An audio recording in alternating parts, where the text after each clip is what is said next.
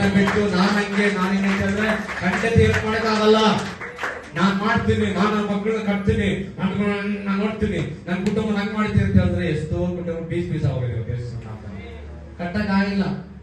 ಇವ್ನು ಸೋಲಕ್ಕೊಂಡ್ರೆ ಅವ್ರು ಸೋಲಕ್ಕೊಳ್ತಾ ಇಲ್ಲ. ನಾವು ಮಾಡೋದು ಮಾಡ್ಬಿಡು.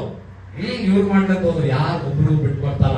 ಫುಲ್ ಯಾಯಸ್ದ ಮ್ಯಾಗ್ನೆಟ್, ಉಲ್ಟಾ ಮ್ಯಾಗ್ನೆಟ್ ಬೇಗಿರುತ್ತೆ. ಅದು ಅಂದ್ಕೊಳ್ತಾವು ಕಿತ್ಕೊಂಡು ಕಿತ್ಕೊಂಡು ಹೋಗ್ತಾರೆ. ಕಿತ್ಕೊಂಡು ಹೋಗ್ಬಿಟ್ಟು ಅಲ್ಲ, ಇವತ್ತು ಸರಿಪಡಿಸೋರು ಯಾರು ಇಲ್ಲ.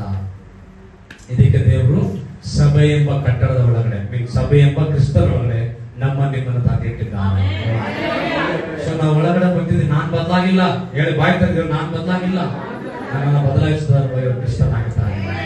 ಆತನೇ ನಮ್ಮನ್ನ ತನ್ನ ಪವಿತ್ರಾತ್ಮನ ನೀತಿ ಕೃಪೆಯಿಂದ ನಮ್ಮನ್ನ ನೂತನ ಸ್ವಭಾವದಲ್ಲಿ ನಡೆಸಿದ್ದಾನೆ.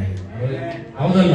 ಈಗ ಹಡಗಲ್ಲಿ ಅಷ್ಟು ದಿನ ಕಾಲ ಊಟ, ಅಷ್ಟು ದಿನ ಪಕ್ಷಿಗಳು ಒಂದೇ ಕಡೆ ಇರ್ಬೇಕು. ಡೀಸೆಂಟ್ ಆಗಿ ಪಕ್ಷಿಗಳು ಮಾಡ್ತಾವ, ಟಾರ್ಚರ್ ಕೊಡ್ತಾವ. ಇವಾಗ ನೀವು ಮಲಗಿರ್ತಾರ